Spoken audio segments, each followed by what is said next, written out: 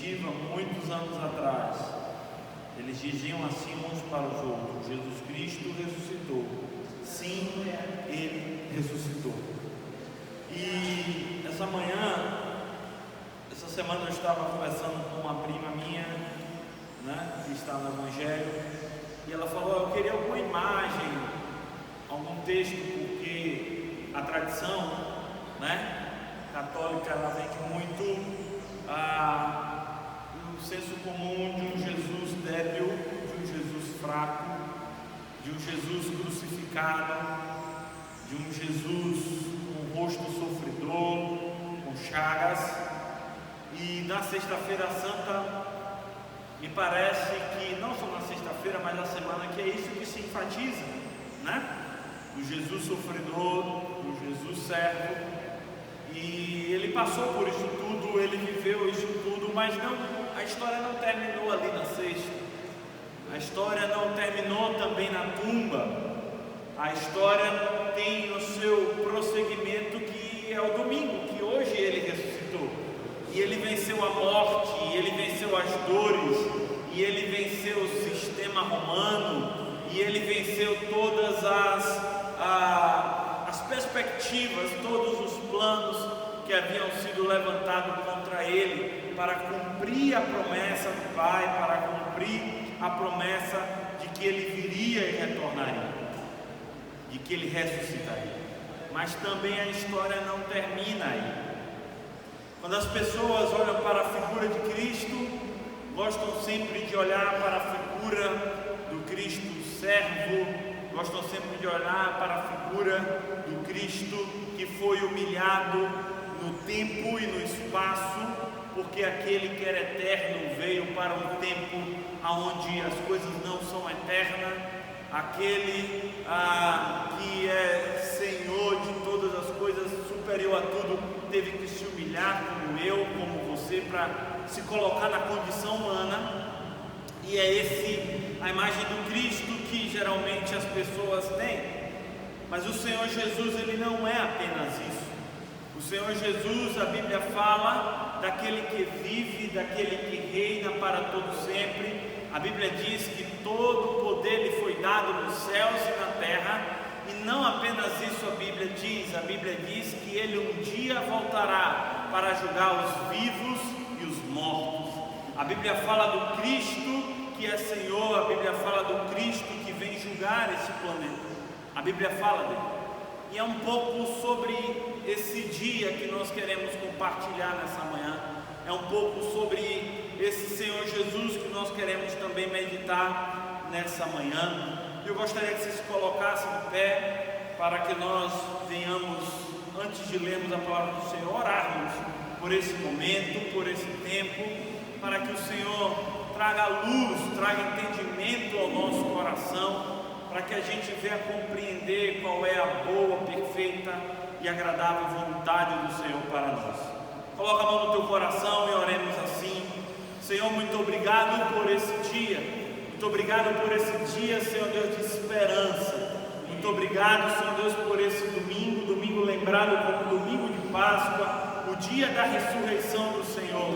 Te louvamos, Senhor, porque Tu és aquele servo sofredor que padeceu por cada um de nós, que sofreu as nossas dores, que morreu em nosso lugar, o sacrifício perfeito do Pai, para que nós pudéssemos ter perdão, para que nós pudéssemos ter uma nova vida. Mas o Senhor também é o Senhor que venceu a morte, que venceu o mundo, que venceu o pecado. Tu és o Senhor que ressuscitou e subiu para o céu.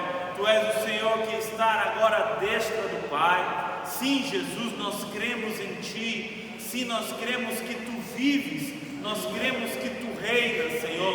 E não apenas isso, nós cremos que o Senhor em breve voltará para buscar a Tua igreja. Maranata, ora vem, Senhor Jesus. Senhor Jesus, nós Te louvamos porque a Tua obra é perfeita. Nessa manhã nós Te pedimos que a Tua palavra encontre espaço em cada mente, em cada coração. Que o Senhor traga paz, que o Senhor traga entendimento, que o Senhor traga discernimento. Nós Te rogamos que o Senhor aceite os louvores, que que o Senhor aceite cada oração, que o Senhor aceite cada dízimo, cada oferta trazida em teu altar, Senhor. Que o Senhor opere em cada lar, que o Senhor esteja nos livrando, nos guardando da peste, que o Senhor esteja nos guardando da ira vindoura, que o Senhor, Deus, esteja abençoando os celeiros dos teus filhos, fazendo prosperar. Fica conosco, nós te rogamos para a glória de Jesus. Amém e amém. Abra sua Bíblia em 1 Tessalonicenses, capítulo 5.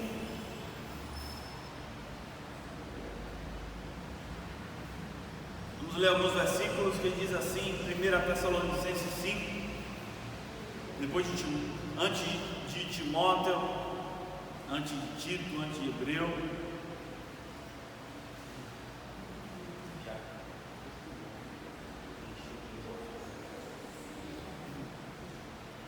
A partir do 5 diz assim: irmãos, no que se refere aos tempos e às épocas, não há necessidade de que eu lhes escreva, porque vocês sabem perfeitamente que o dia do Senhor vem como um ladrão à noite. Quando andarem dizendo paz e segurança, eis que lhes sobrevirá repentina destruição, como vem as dores de parto à mulher que está para dar à luz, e de modo nenhum escaparão. Mas vocês, irmãos, não estão em trevas, para que esse dia os apanhe de surpresa como ladrão. Porque vocês todos são filhos da luz e filhos do dia. Nós não somos da noite nem das trevas. Assim, pois, não durmamos como os demais. Pelo contrário, vigiemos e sejamos sóbrios. Ora, os que dormem é de noite que dormem, e os que se embriagam é de noite que se embriagam. Verso 8: nós, porém, que somos do dia, sejamos sóbrios, revestindo-nos da couraça da fé e do amor, e tomando como capacete a esperança da salvação. 9: porque Deus não nos destinou para a ira, mas para alcançar a salvação mediante nosso Senhor Jesus Cristo, que morreu por nós, para que, quer vigiemos, quer durmamos, vivamos em união com Ele. Portanto, consolem uns aos outros e edifiquem-se mutuamente, como vocês têm feito até agora. Vamos assentar, que o Senhor aplique a sua palavra em nossos corações.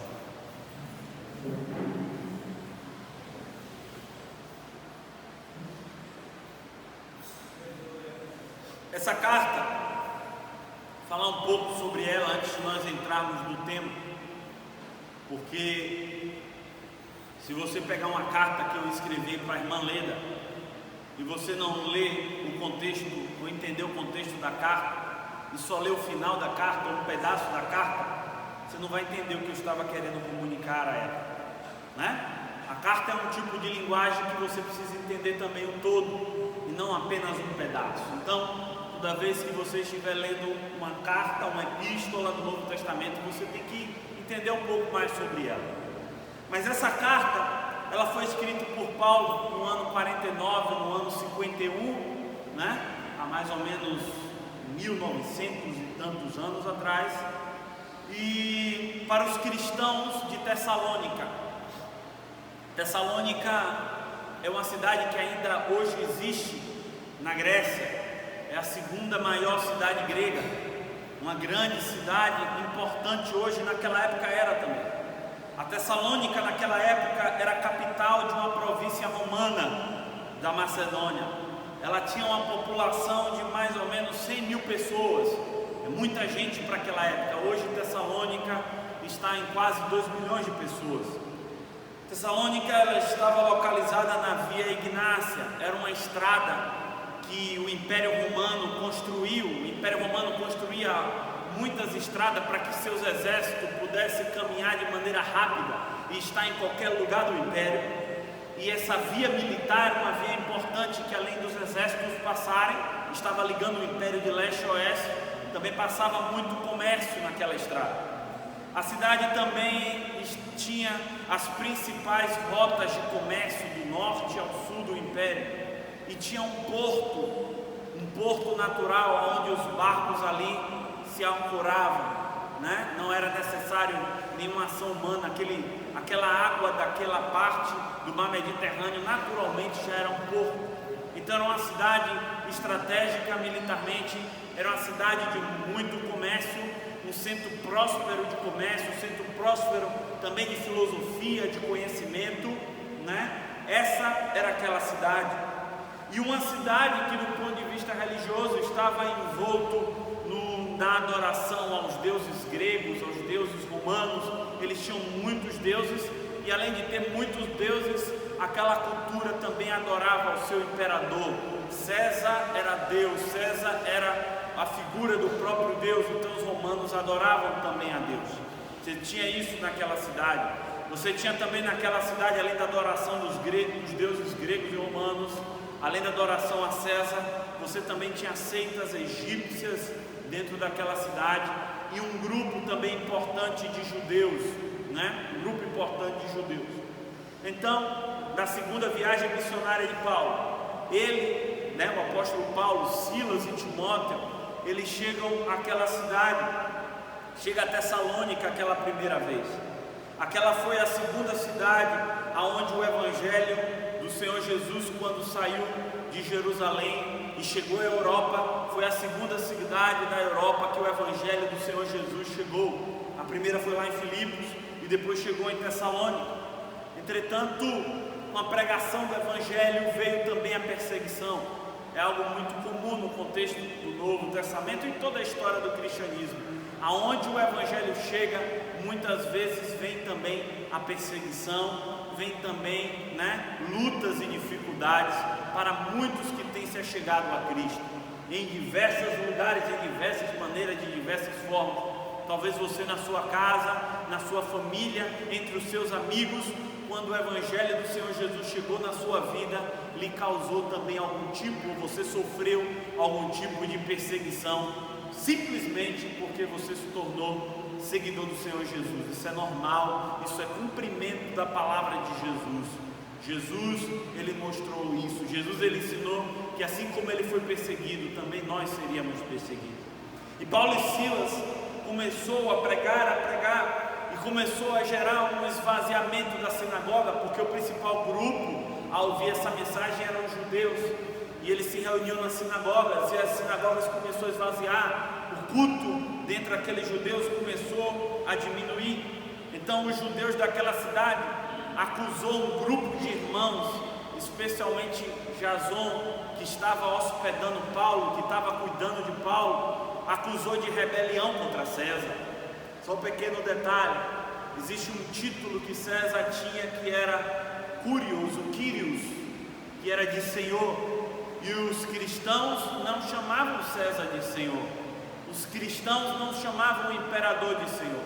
Para os cristãos, Jesus é o Senhor, Jesus é Curios, Jesus é Cristo, Jesus, ele é Senhor acima de César. Então aqueles judeus começaram a acusar Jason, começaram a acusar aquela família, e o apóstolo Paulo e Timóteo e Silas precisaram fugir daquela cidade para não ter maiores problemas para aquela família. Mas Paulo, na sua jornada, preocupado com aqueles cristãos, envia novamente Timóteo, depois de algum tempo, de volta àquela cidade, depois de alguns meses, para saber como aqueles irmãos estavam, para saber como aquela igreja que estava começando ali na fé estava.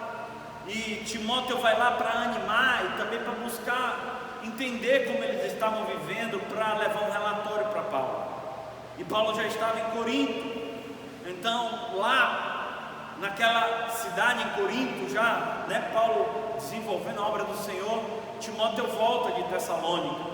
De volta eu começo a contar para Paulo como é que estava aquela igreja, como é que estavam aqueles irmãos, como eles estavam vivendo.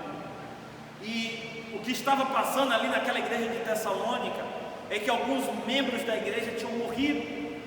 Alguns membros da igreja de Tessalônica, daqueles novos irmãos, tinham falecido, provavelmente por causa das perseguições, por causa das lutas. E os irmãos daquela igreja começam a entrar em dúvida. E os irmãos daquela comunidade de fé começam a ter algumas dificuldades. A principal dificuldade que estava é: o que vai acontecer com eles?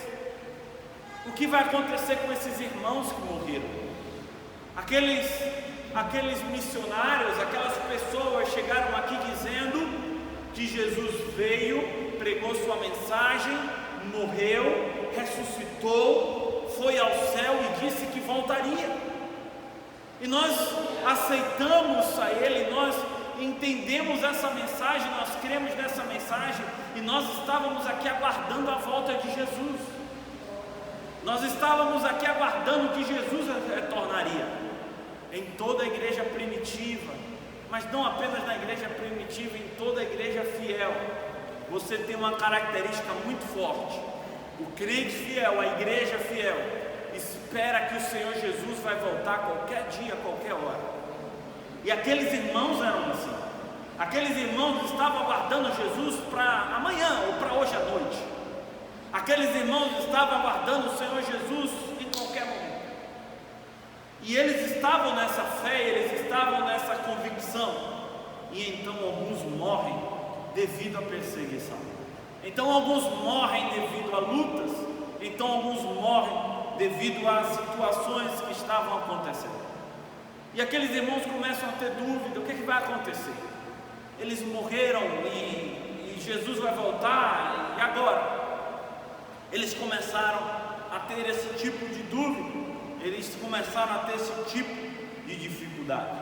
Alguns achavam que os irmãos que morreram não iriam participar da segunda vinda de Jesus, e começaram a entrar em um luto desesperador.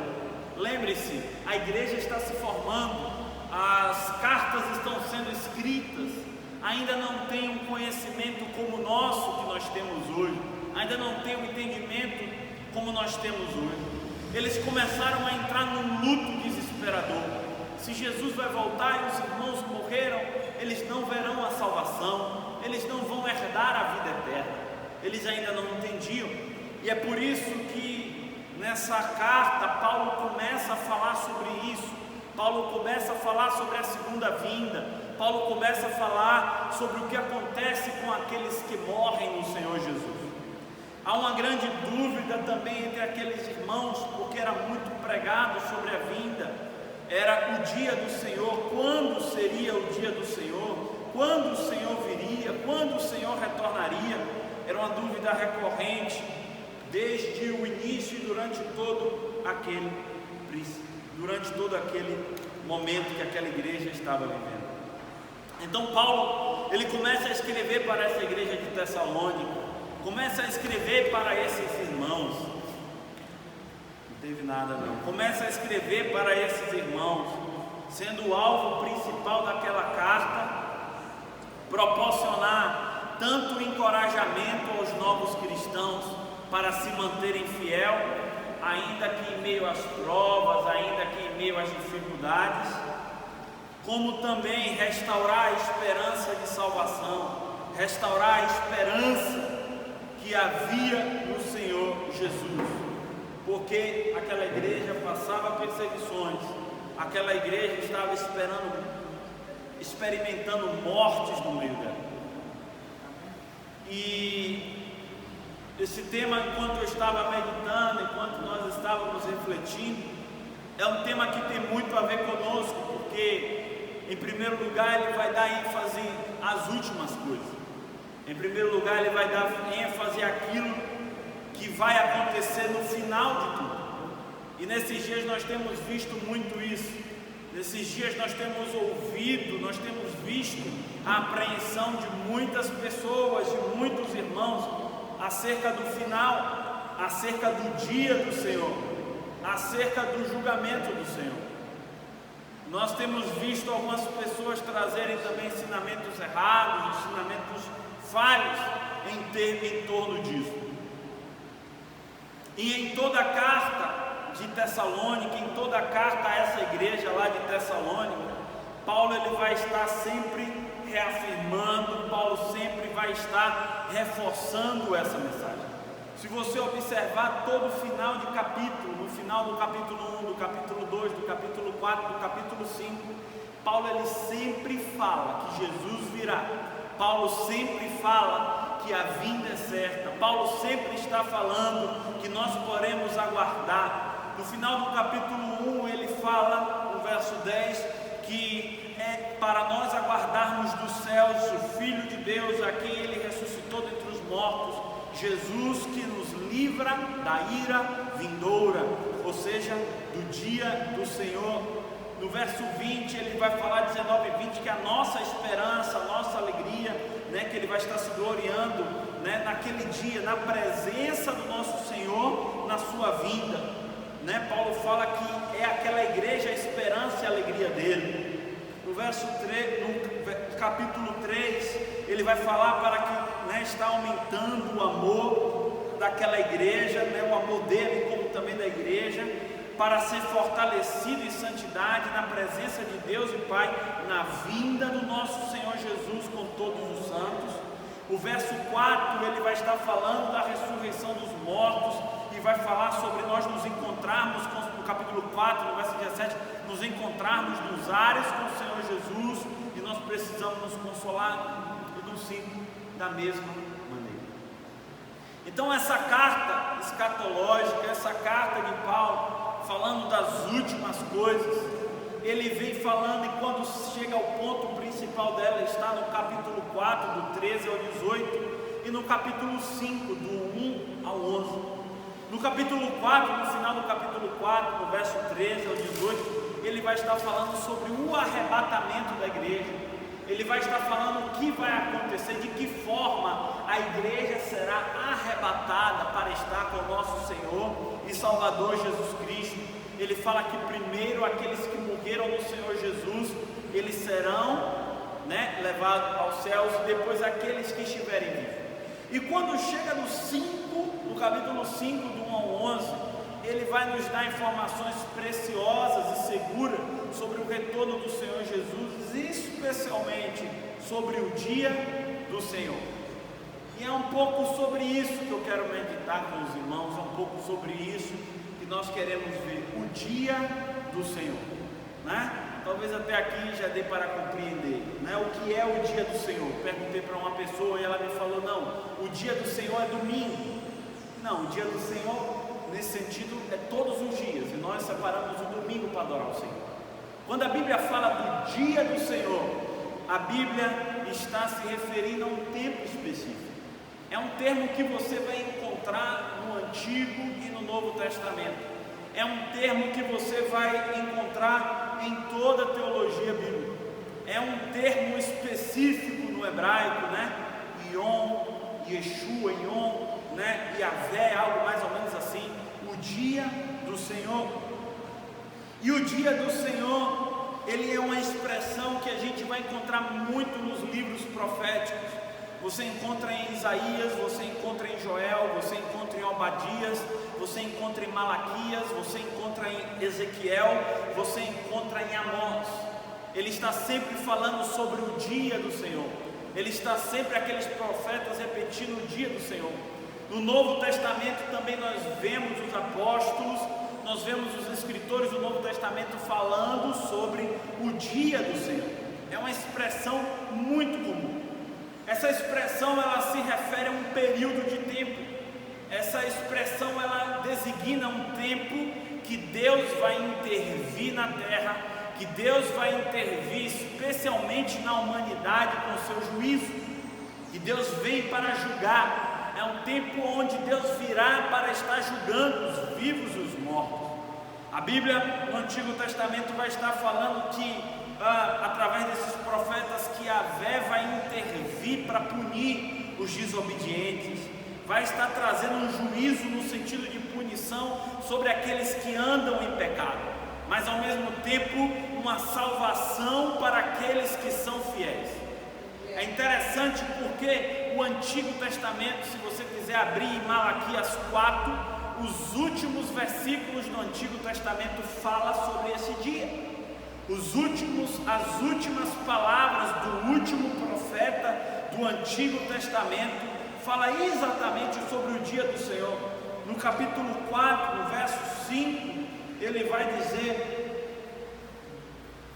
da seguinte forma: eis que eu lhe enviarei o profeta Elias, antes que venha o grande e terrível dia do Senhor.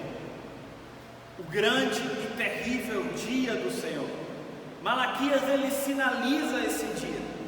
A profecia do Antigo Testamento, o ensino do Antigo Testamento, ele fecha falando, se você for olhar o verso 4, falando sobre observar a lei de Moisés, observar os ensinamentos de Moisés. Depois fala sobre Elias que voltará antes do grande e terrível dia do Senhor. É um dia que não é como os outros, é um dia que é específico. É interessante porque quando ele está falando de Elias, o Senhor Jesus ele falou que Elias já veio. Elias é João Batista, aquele que veio como o espírito de Elias anunciando o retorno, anunciando a vinda do Senhor Jesus. Lembre-se que quando Deus levanta João Batista com a sua voz, quando Deus levanta João Batista com a sua voz profética, ele profetizava: arrependam-se, porque é chegado o reino dos céus, arrependam-se, porque veio o dia do Senhor. João Batista veio com essa mensagem. João Batista veio, Jesus já veio, e nós vivemos onde? Nós vivemos em um tempo aguardando esse dia do Senhor, aguardando essa volta do Senhor. No Novo Testamento você vai ver termos similares a esse, que é a ira vindoura, o último dia, o grande dia, o dia, o dia do Senhor. A Bíblia fala sempre sobre isso. A Bíblia fala sempre sobre esse momento que Deus virá. E é interessante porque se a Bíblia que falou que Jesus viria e ele veio, se a Bíblia que falou que Jesus morreria e ele morreu, se a Bíblia que falou que Jesus ressuscitaria e ele ressuscitou, se a Bíblia que falou que ele iria para o céu e ele foi, se a Bíblia que falou tantas coisas se cumpriram e se cumpriu, o dia do Senhor também virá e se cumprirá.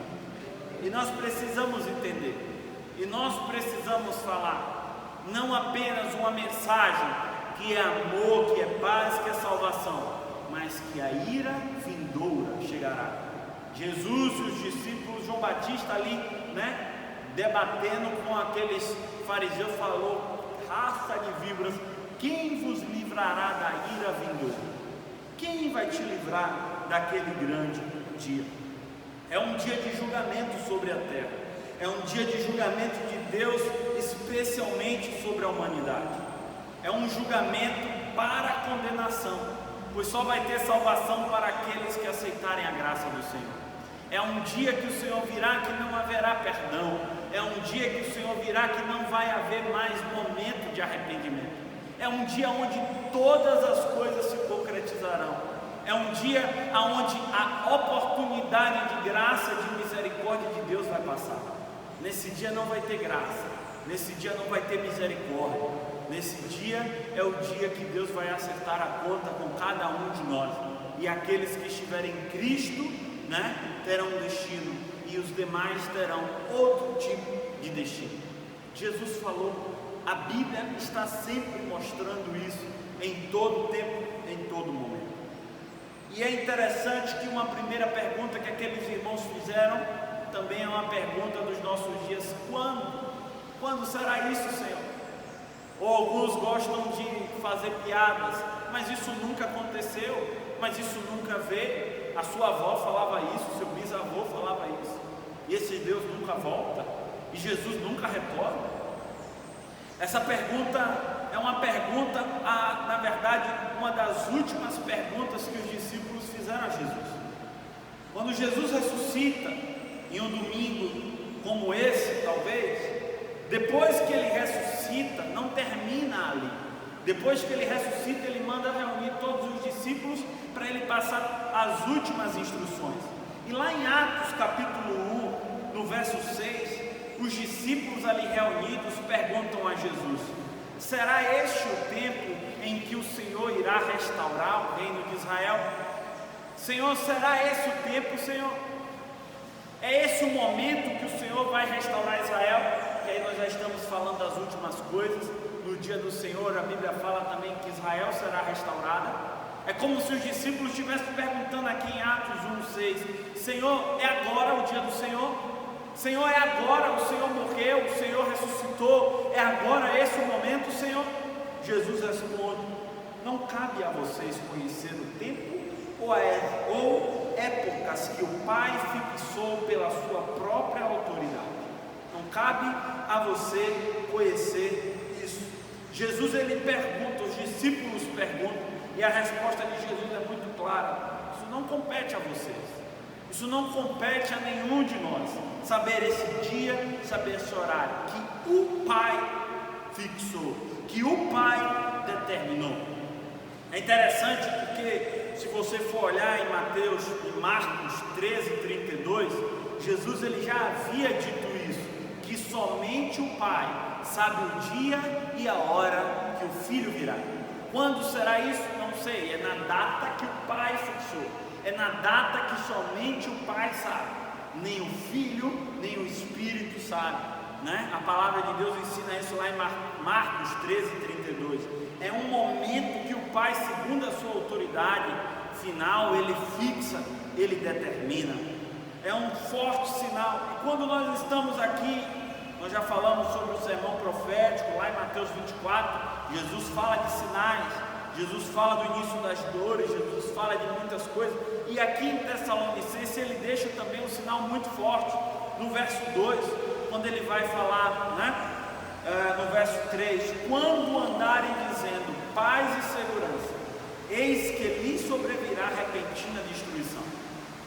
O dia do Senhor virá não em um momento como nós estamos vivendo hoje. O dia do Senhor virá não em uma situação como nós estamos agora, situação de calamidade, situação de conflito no planeta Terra. No verso 3 ele fala, vão estar dizendo paz e segurança. Em todo canto vão estar falando paz e segurança, né? Desde que o Senhor Jesus falou do sermão profético lá em Mateus 24, o mundo nunca mais teve paz. Jesus viveu num período de paz.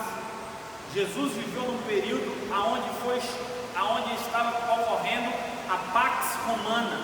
O Império Romano dominava todo o mundo conhecido da época.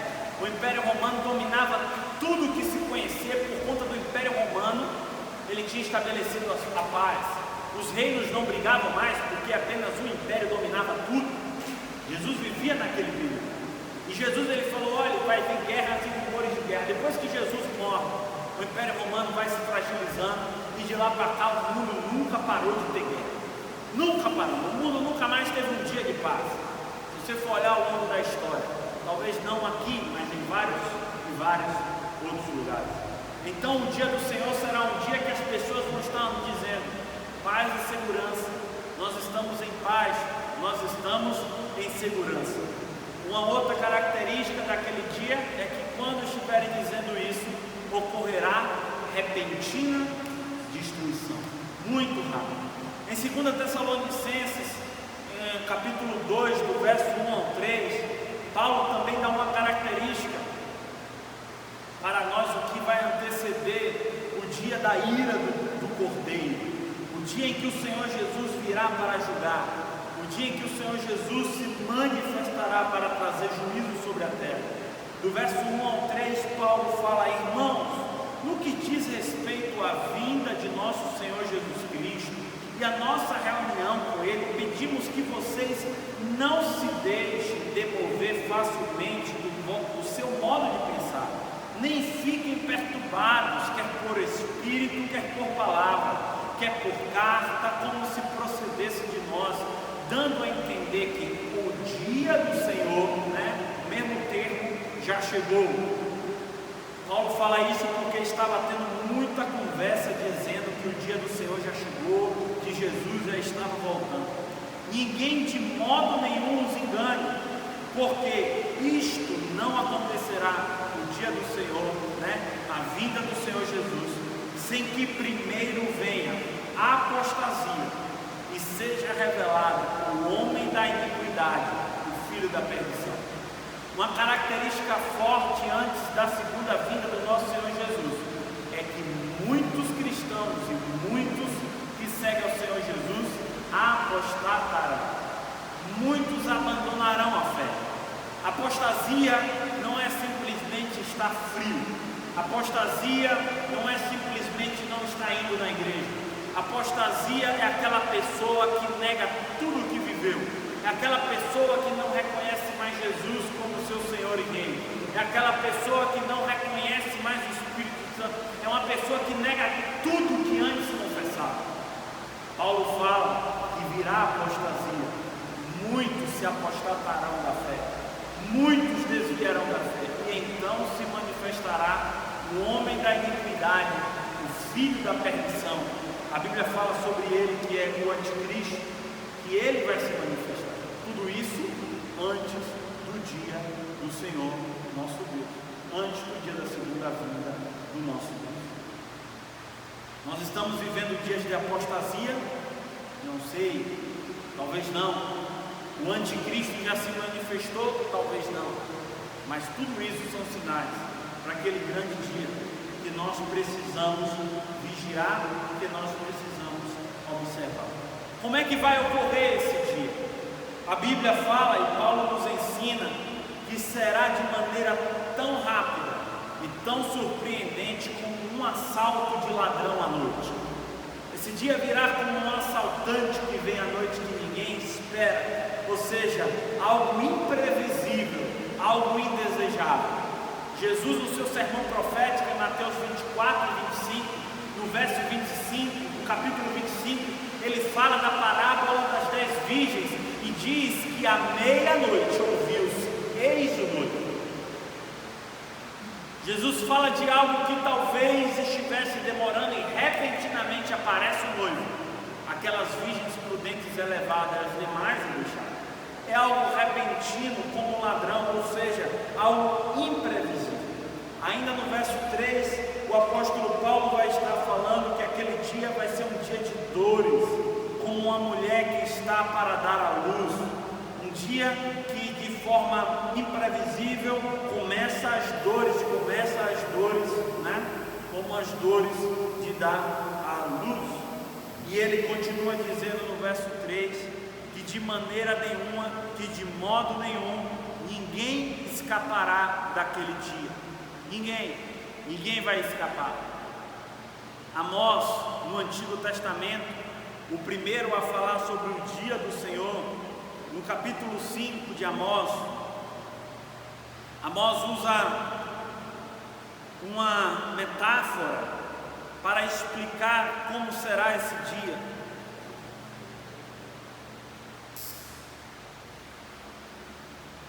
No capítulo 5, Amós diz, no verso 18 a 20: ai dos que desejam o dia do Senhor.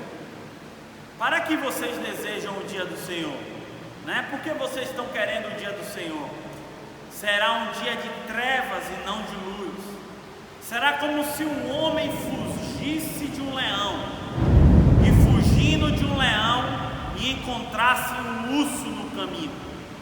E chegando em casa, encostando a mão na parede, fosse mordido por uma cobra. O dia do Senhor será um dia de trevas e não de luz. Amós fala de algo que não tem como fugir. É como se alguém correndo de um leão encontra um urso no caminho, e entrando dentro de casa encosta a mão na parede e vem uma cobra para morder. É um dia de trevas, é um dia terrível, o dia do Senhor. Você vê a mesma linguagem de maneira similar em Isaías, em Jeremias, em Ezequiel, em Joel, em Obadias, em Sofonias, em Malaquias, nos apóstolos, em Jesus falando. Irmãos, o Jesus bonitinho, o Jesus da cruz que sofre, coitadinho, não é o Jesus da Bíblia necessariamente. Não é o Jesus que a palavra de Deus nos ensina. Não é o Jesus que virá para julgar essa terra. Nós precisamos pregar essa mensagem a tempo e fora de tempo, porque esse Jesus que virá será o Jesus que virá para trazer juízo em um dia terrível sobre a humanidade. As pessoas ficam criando a imagem de um falso Cristo. Hoje eu recebi postagem no WhatsApp de pessoas católicas, de pessoas espíritas, de pessoas que temem a Deus, de pessoas que não temem a Deus, de pessoas de diversas religiões, de diversos locais, e não estou aqui querendo julgar a religião de ninguém, falando sobre isso, de esperança, de renovação. É Domingo de Páscoa é um dia de renovação, mas virá o dia da ira do Cordeiro, que ninguém escapará. E todos aqueles que seguem, todos aqueles que entendem, precisam anunciar sobre esse dia. A vinda do Senhor Jesus não será um dia bonito, não será um dia maravilhoso. Ele virá e julgará tudo. Ele virá e ninguém escapará. Nós precisamos estar atentos, nós precisamos anunciar, porque esse dia virá. De maneira nenhuma, ninguém escapará. Então vem o verso 4, e é onde aqueles que estão no Senhor Jesus devem se atentar. Irmãos, de maneira nenhuma o apóstolo Paulo fala disso. Ele está usando isso para trazer um clima de terror, um clima de medo. Não, ele diz que não há necessidade de falar sobre isso. Paulo fala que não há necessidade de escrever. No verso 18, no final do capítulo 4, ele fala que são palavras de consolação. Veja o que ele diz no verso 4 do capítulo 5: meus irmãos, não estão em trevas, para que esse dia os apanhe de surpresa como ladrão. Aquele que está em Cristo, aquele que está em aliança com o Senhor Jesus, ele não está em trevas. Aquele que está no Senhor Jesus, esse dia não vai vir para ele como um ladrão de noite, né? Um ladrão à noite é algo negativo, é algo pesado. Quem está em Cristo não vai ter esse dia como um ladrão à noite. Quem está em Cristo não vai ter esse dia como uma mulher que está sofrendo para dar à luz. Por quê? Verso 5: porque todos vocês são filhos da luz, filhos do dia. Nós não somos da noite, nós não somos das trevas. Esse é o dia em que o Filho de Deus virá para julgar quem está nas trevas, quem caminha de noite, quem caminha no pecado. Aqueles que estão na luz, aqueles que estão andando como nosso Senhor Jesus nos ensinou, ele não deve temer. Ele não deve temer. Irmãos, eu quero dizer algo para vocês. Aqueles que têm uma perspectiva de viver ainda mais sobre esse planeta Terra, dias difíceis virão. Eles não chegaram apenas, eles virão, mas não são dias para que você tema, não são dias para que você se desespere, não são dias para que o seu coração se atemorize, porque você já sabe o que virá e você já sabe qual é o seu destino. Você já sabe qual é a sua esperança. Você não pode colocar a sua esperança no seu trabalho. Você não pode colocar a sua esperança nos seus estudos. Você não pode colocar a sua esperança na sua vida terrena, na sua família. A sua esperança tem que estar em Cristo. Você precisa esperar e crer nele, aguardar a salvação que vem nele. As promessas que estão reservadas para aqueles que vivem com o Senhor Jesus são muito maiores.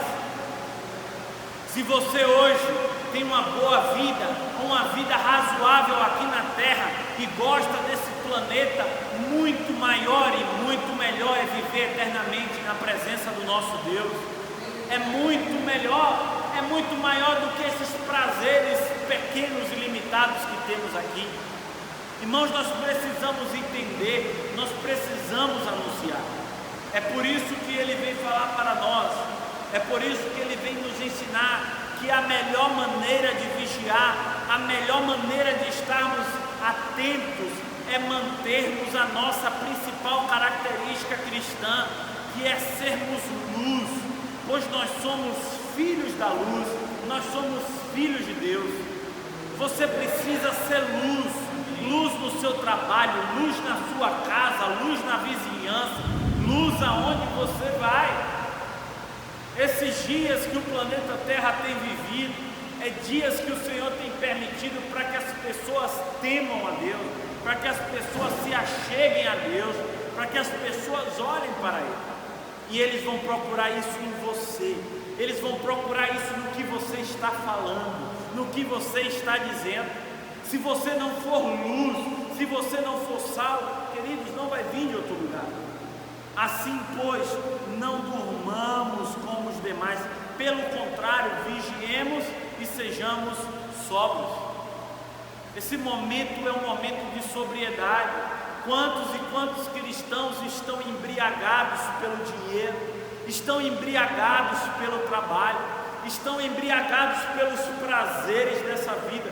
Querido, seja sóbrio, abra seus olhos, porque tudo isso passará. Ora, os que dormem, é de noite que dormem, e os que se embriagam, é de noite que se embriagam. Nós, porém, que somos do dia, sejamos sóbrios, revestindo-nos da couraça da fé e do amor, e tomando como capacete a esperança da salvação. A Bíblia está falando, o apóstolo Paulo está falando que nós precisamos viver uma vida desembaraçada. Se você tem uma vida embaraçada na mentira, saia do embaraço. Se você tem uma vida embaraçada no engano, saia do engano. Se você tem uma vida embaraçada, saia de todo embaraço. O apóstolo Paulo está falando, tenha sobriedade. O sistema do mundo, o sistema que há nesse planeta é o sistema do pecado, é o sistema do erro. Você acha que o que o mundo vende, você acha que o que o mundo mostra nas suas propagandas, mostra nas suas mentiras, é o que? É o pecado. É o pecado, é a mentira. Eles tiram a Páscoa e colocam o coelho e chocolate. Eles tiram o nascimento de Jesus e colocam o Natal. Eles vão mudando as coisas. É o sistema do pecado. Nós precisamos estar desembaraçados com toda essa característica humana, com todo esse sistema que há em toda a terra. Em Hebreus 12, verso 1, a palavra de Deus diz assim, nós já estamos encerrando, ainda bem que a chuva nos segurou aqui para podermos concluir, mas se você quiser sair, fique à vontade. Diz assim: portanto, também nós, visto que temos a rodear-nos de tão grande nuvem de testemunhas. Quais são as testemunhas? As testemunhas são todos aqueles que estão passando pelas mesmas lutas que você está passando, todos aqueles que viveram provações piores do que você e do que eu. Você pensa que naquele dia o Senhor Jesus não vai olhar para você, ah, meu Senhor, mas eu tive dificuldade. Você teve dificuldade, mas Ana teve dificuldade. Você teve dificuldade, mas Abraão, mais Moisés, mais Isaac e tantos outros servos de Deus passaram por dificuldade. Daniel não me negou na cova do leão. Ah, aqueles homens e aquelas mulheres não me negaram. Por que você me negou? Eles são exemplos de fé para mim e para você, nuvens de testemunha. Então vem um conselho aqui no escritor a carta aos Hebreus: livremo-nos. Nós precisamos nos livrar de todo o peso do pecado que tão firmemente se apega a nós, e corramos com perseverança a carreira que nos está proposta. Quando você aceitou a Cristo, você entrou numa carreira, você entrou numa corrida, que seu alvo é o céu, que o seu alvo é a vida eterna em Cristo Jesus. Não desista dessa corrida, não desista dessa carreira, corra com perseverança, abandone o que tiver que abandonar, deixe o que tiver que deixar, mas não desista da carreira do Senhor, da carreira que nos leva ao céu. Talvez você pode perder trabalho, talvez você pode perder amigo, talvez você pode perder um casamento, um noivado, um carro, não sei o que vai ser preciso, mas corra com perseverança a carreira que lhe está proposta. Não negue a Jesus, não negue o seu nome, não negue a sua igreja, não negue o chamado dele para a sua vida. Persevere até o fim, persevere até o fim. O apóstolo Paulo fala sobre isso: abra mão de todo engano, de todo pecado. Não apenas isso, irmãos, é um tempo de luta, é um tempo de embate, é um tempo de dificuldades. Então Paulo vai estar falando para nos revestirmos da couraça, da fé, do amor, tomando como capacete a esperança de salvação. Você é a igreja de Cristo, amém? A igreja de Cristo é a igreja militante, é a igreja que luta. Se você é a igreja de Cristo, e não está passando por algum tipo de luta, talvez você tenha algum problema na sua vida, porque aquele que segue a Jesus, ele é luz e ele está lutando contra as trevas do pecado, as trevas do sistema. Em todo momento alguma coisa se levanta contra aqueles que são luz, contra aqueles que são igreja de Cristo, seja no trabalho, na família, não importa. É luta em cima de luta, é dificuldade em cima de dificuldade. Por quê? Porque nós estamos lutando para tirar pessoas do inferno e colocar no céu. Nós estamos lutando para trazer a verdadeira mensagem. Nós estamos lutando, nós estamos condenando o mundo. A sua vida condena o mundo. Se a sua família está de pé, é a maior, afronta para esse mundo, é a maior tapa que você pode dar nesse mundo. Ter uma família que vive na presença do Senhor Jesus, um marido que é fiel, uma esposa que respeita, filhos que honram. Tudo isso afronta o sistema. Quando você diz não ao pecado, quando você diz não às trevas, tudo isso afronta, são embates, são lutas. Irmãos, falar de algo diferente disso é vender ilusão, é falar de algo que não existe, é falar de algo que não é real, é falar de algo que não é verdadeiro. Porque as igrejas evangélicas foram talvez, as igrejas de um modo em geral, foram as primeiras a ser fechadas nesse sistema, nesse tempo que nós estamos vivendo, porque nós somos contra o mundo. Eu não estou falando da medida sanitária que nós cumprimos aqui, eu estou falando que a ira desse Deus desse século vem contra aqueles que servem a Deus, invariavelmente. Você precisa entender isso e tomar o seu lugar. Alguém já disse em determinado lugar, você pode negar, você pode dizer que não está numa guerra, mas nem assim você vai sair dela, né? Existem aqueles que se posicionam e aqueles que não. E não vou poder trazer todas as referências, mas Romanos 13, 12 fala sobre nós nos revestirmos da armadura. 2 Coríntios 6, 7, 2 Coríntios 10, 4, Gálatas de 5 a 22 e 23 fala sobre nós termos o fruto do Espírito. Efésios 6, do 13 ao 17 fala sobre toda a armadura de Deus. Em primeiro lugar, nós não precisamos temer o dia do nosso Senhor, porque aceitamos a graça da salvação, entramos em aliança e relacionamento, e nem mesmo a morte pode nos tirar de Cristo Jesus. Ainda que você morra, você estará nele. Primeiro lugar, isso. Segundo lugar, nós precisamos vigiar, e a melhor maneira de vigiar é sendo luz como cristão. Terceiro lugar, nós precisamos nos desembaraçar de todo o pecado. Quarto lugar, precisamos vestir toda a armadura de Deus para estarmos firmes contra esses dias de luta, contra esses dias de dificuldade. O Senhor Jesus ressuscitou e subiu ao céu, mas a história não acabou. Ele virá e Ele voltará. Aqueles que estão em Cristo Jesus não precisam temer. As lutas virão, as dificuldades virão. Nós não podemos nos livrar delas, mas nós precisamos ser luz, nos desembaraçar de todo engano e estarmos vestidos com a armadura de Deus para enfrentar esses dias maus. Amém? Amém? Amém. Eu queria que você se colocasse de pé e você orasse nessa manhã por sua vida. Orasse nessa manhã por esse momento que nós estamos vivendo.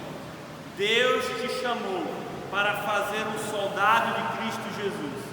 Deus te chamou para essas lutas, para essas batalhas. Ele já te capacitou porque Ele te deu o Espírito Santo de Deus. Ele já te livrou do pecado. Você não vive mais debaixo da opressão do pecado. Você já tem a promessa da vida eterna em Cristo Jesus. Que nessa manhã você possa colocar sua vida diante de Deus e clamar para que você esteja acordado, para que você esteja sóbrio, entendendo e discernindo esses nossos dias. levante sua voz, ore por sua vida, ore pela igreja do Senhor nesse lugar, porque não sabemos o que sucederá, mas nós temos a promessa, nós temos a certeza da vida eterna em Cristo Jesus. Ore nesse momento, querido, ore nesse momento, levanta sua voz, coloque sua vida diante de Deus nesse momento.